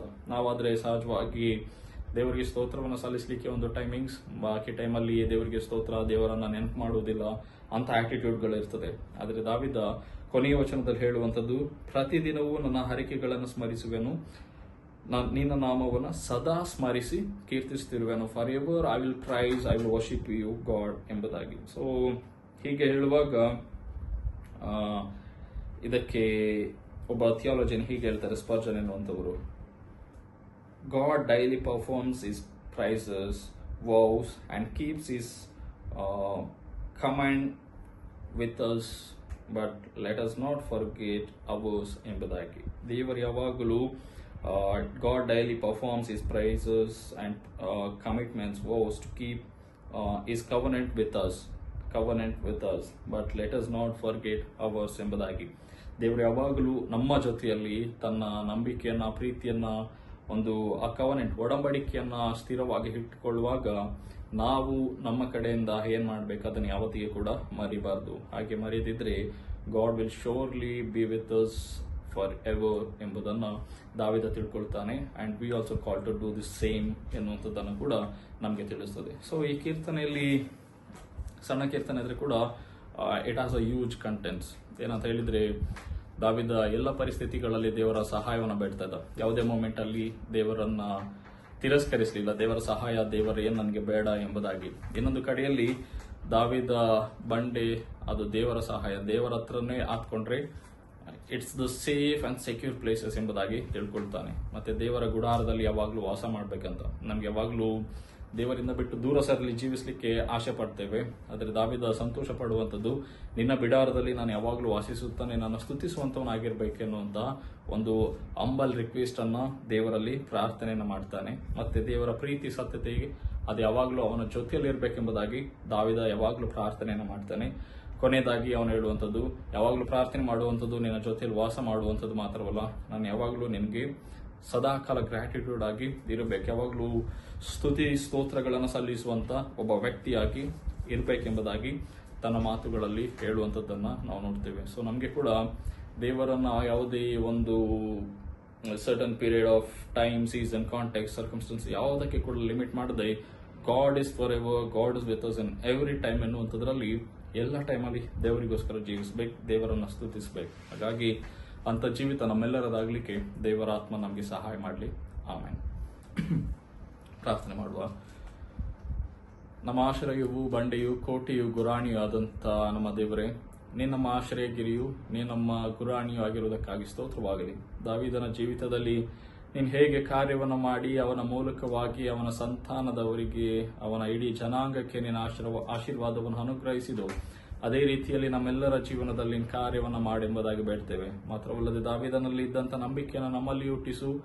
ನಾವು ನಿನ್ನ ಆಸ್ಥಾನದಲ್ಲಿ, ನಿನ್ನ ಆಶ್ರಯದಲ್ಲಿ ಯಾವಾಗಲೂ ವಾಸ ಮಾಡಲಿಕ್ಕಾಗುವಂತೆ, ನಮ್ಮ ಮನಸ್ಸು ಹಂಬಲಿಸಲಿಕ್ಕಾಗುವಂತೆ ಕಲಿಸು.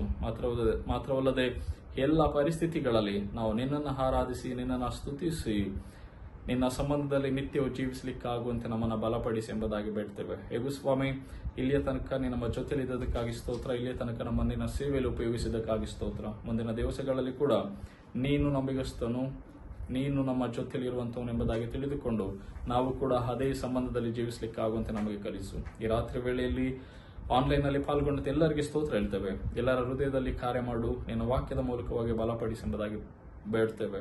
ನಮ್ಮೆಲ್ಲರ ದೇಹ ಪ್ರಾಣಾತ್ಮಗಳನ್ನು ಈ ರಾತ್ರಿ ವೇಳೆಯಲ್ಲಿ ನಿನ್ನ ಹಸ್ತಗಳಿಗೆ ಒಪ್ಪಿಸ್ತೇವೆ. ದಣಿದಂಥ ದೇಹಗಳಿಗೆ ಸುಖಕರವಾದ ವಿಶ್ರಾಂತಿಯನ್ನು ಕೊಟ್ಟು ಎಲ್ಲ ಕೆಟ್ಟ ಕನಸು, ಅಪಾಯಗಳಿಗೆ ನಮ್ಮನ್ನು ತಪ್ಪಿಸು. ನಿನ್ನ ಚಿತ್ತವಿರುವುದಾದರೆ ಹೊಸ ದಿನವನ್ನು ಹೊಸ ಮನಸ್ಸಿನೊಂದಿಗೆ, ಹೊಸ ಹರ್ಷದೊಂದಿಗೆ, ಬಲದೊಂದಿಗೆ, ಜ್ಞಾನದೊಂದಿಗೆ ಎದುರು ನೋಡುವಂತೆ ನಮ್ಮನ್ನು ನಡೆಸೆಂದು ಯೇಸುವಿನ ಪರಿಶುದ್ಧವಾದ ನಾಮದಲ್ಲಿ ಬೇಡುತ್ತೇವೆ. ಆಮೆನ್. ಪರಲೋಕದಲ್ಲಿರುವ ನಮ್ಮ ತಂದೆಯೇ, ನಿನ್ನ ನಾಮವು ಪರಿಶುದ್ಧವೆಂದೆನಿಸಲ್ಪಡಲಿ. ನಿನ್ನ ರಾಜ್ಯವು ಬರಲಿ. ನಿನ್ನ ಚಿತ್ತವು ಪರಲೋಕದಲ್ಲಿ ನೆರವೇರುವ ಪ್ರಕಾರ ಭೂಲೋಕದಲ್ಲಿಯೂ ನೆರವೇರಲಿ. ನಮ್ಮ ದಿನದ ಆಹಾರವನ್ನು ನಮಗೆ ದಯಪಾಲಿಸು. ನಮಗೆ ತಪ್ಪು ಮಾಡಿದವರು ನಾವು ಕ್ಷಮಿಸಿದಂತೆ ನಮ್ಮ ತಪ್ಪುಗಳನ್ನು ಕ್ಷಮಿಸು. ನಮ್ಮನ್ನು ಶೋಧನೆಗೆ ಸೇರಿಸದೆ ಕೇಳಿದ ನಮ್ಮನ್ನು ತಪ್ಪಿಸು. ಯಾಕೆಂದರೆ ರಾಜ್ಯವು ಬಲವು ಮಹಿಮೆಯು ಸದಾ ಕಾಲವು ನಿನ್ನವೇ. ಆಮೆನ್. ವಿಶ್ವಾಸದಿಂದ ದೇವರ ಆಶೀರ್ವಾದವನ್ನು ಹೊಂದಿಕೊಳ್ಳ್ರಿ. ತನ್ನೊಬ್ಬನೇ ಮಗನನ್ನು ಕಳುಹಿಸಿಕೊಟ್ಟಂತಹ ತಂದೆಯಾದಂಥ ದೇವರ ಪ್ರೀತಿಯು ನಮ್ಮೆಲ್ಲರಿಗೋಸ್ಕರ ಈ ಜಗತ್ತಿನಲ್ಲಿ ಪ್ರೀತಿ, ಸತ್ಯ, ಶಾಂತಿ, ಸಮಾಧಾನದ ಸಂದೇಶವನ್ನು ಸಾರಿದ ಯೇಸುವಿನ ಕೃಪೆಯು ನಮ್ಮನ್ನು ಯಾವಾಗಲೂ ಸತ್ಯದ, ನ್ಯಾಯದ ದಾರಿಯಲ್ಲಿ ನಡೆಸುವಂಥ ಪರಿಶುದ್ಧಾತ್ಮನ ಅನ್ಯೋನ್ಯತೆ ಸಹವಾಸ ಈ ಆನ್ಲೈನ್ನಲ್ಲಿ ಪಾಲ್ಗೊಂಡಂಥ ಪ್ರತಿಯೊಬ್ಬರೊಟ್ಟಿಗೂ, ನಮ್ಮ ಸಭೆಯೊಟ್ಟಿಗೂ, ಇಡೀ ವಿಶ್ವದೊಟ್ಟಿಗೂ ನಿತ್ಯ ಕಾಲಕ್ಕೂ ನೆಲೆಯಾಗಿರಲಿ. ಆಮೆನ್.